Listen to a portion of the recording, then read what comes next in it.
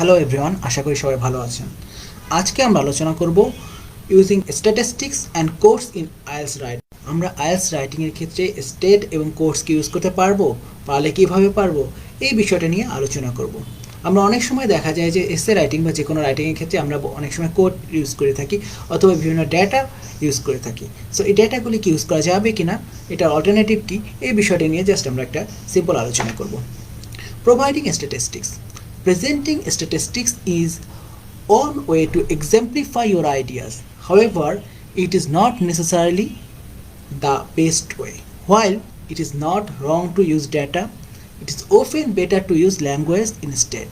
Facts and numbers will not be marked by the examiner, but the language and ideas will be. So, by presenting your example using high level language rather than statistics, you are more likely to increase your score. That means আপনি কোনো data বা step provide করলে আপনি marks বেশি পাবেন, score বেড়ে যাবে, বিষয়টা এমন নয়। ইনস্টেড তার পরিবর্তে আপনি হাই লেভেল ল্যাঙ্গুয়েজ যদি ইউজ করেন, সেই ক্ষেত্রে আপনার মার্কস বেড়ে যাবে। ডেটা প্রোভাইড করাটা আইএলটিএসের ক্ষেত্রে কোনো ম্যান্ডেটরি বিষয় না, বাট এটা প্রোভাইড করলে আপনি স্কোর বেড়ে যাবে, বিষয়টা এমন নয়। ইনস্টেড আপনি ল্যাঙ্গুয়েজ স্ট্রাকচারটাকে যদি একটু মডিফাই করেন, একটু বেটার ল্যাঙ্গুয়েজ আপনি যদি লিখতে পারেন, সেক্ষেত্রে আপনার মার্কসটা বেড়ে যাবে। সো আমরা কনসেন্ট্রেশন দেব ল্যাঙ্গুয়েজ লেভেলটাকে একটু বাড়ানোর জন্য। ফর এক্সাম্পল, প্রথম যদি প্যারাগ্রাফটা আমরা দেখি, এখানে কী লেখা হয়েছে?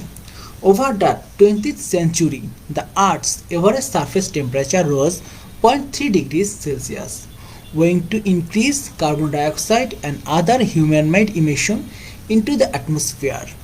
Besides, the global sea level rose by about 20 centimeters. However, since the beginning of the 21st century, the rate is nearly double that of the last century and accelerating slightly every year. এখানে বলা হয়েছে 20th সেঞ্চুরিতে আর্থের temperature 0.9 degree Celsius করে বেড়েছে, এবং হচ্ছে কি আর একটা বিষয় বলা হচ্ছে গ্লোবাল সি লেভেলটা 20 সেন্টিমিটার বেড়ে গেছে। তো এখানে অনেকগুলি ডাটা, এবং এই ডাটা দ্বারা এক্সামিনার কনফিউজড হয়ে যাচ্ছে।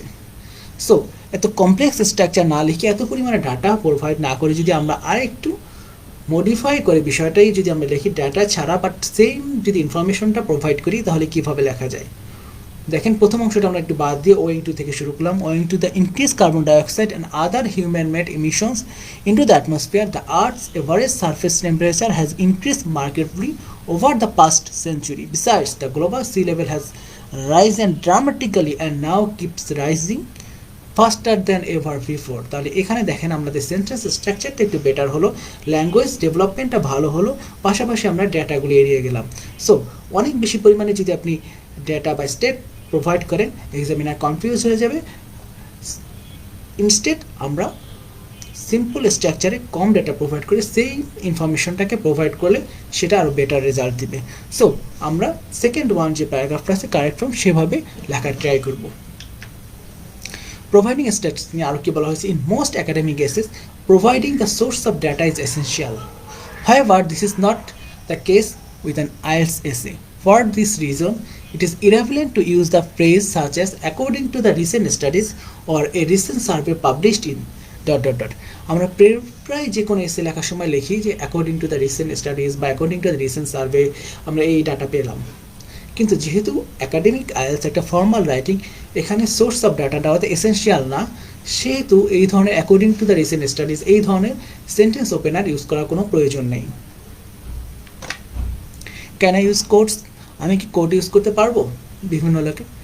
এ quote will not help your vocabulary or grammar score because the words are not yours. The quote is not an example of your language. It is an example of someone else's language. IELTS is a language test aimed to assess your own language level of English, not your memory of other people's English. That means এখানে কি বলা হয়েছে যে IELTS একটা language test, এখানে আপনার language লেভেলকে test করা হচ্ছে। যখন আপনি কোট ইউজ করবেন, তখন আদার পিপলের কোনো একটা কথা আপনি মুখস্থ করে বলছেন। সো এখানে আপনার মেমোরি টেস্ট করা হচ্ছে না, আপনার ল্যাঙ্গুয়েজ লেভেল টেস্ট করা হচ্ছে। সো স্ট্রিক্টলি প্রোহিবিটেড আইএলটিএস রাইটিংয়ের ক্ষেত্রে কখনোই কোট ইউজ করা যাবে না। যারা ব্যাংক জব বা বিসিএস অন্য এক্সাম দিচ্ছেন, তারা চাইলে ইউজ করতে পারেন, বাট আইএলটিএস রাইটিংয়ের ক্ষেত্রে কোনোভাবেই কোর্স ইউজ করা যাবে না। সো বিষয়টা নিয়ে একটু কেয়ারফুল থাকবেন। সবাইকে ধন্যবাদ, ভালো থাকবেন, সুস্থ থাকবেন।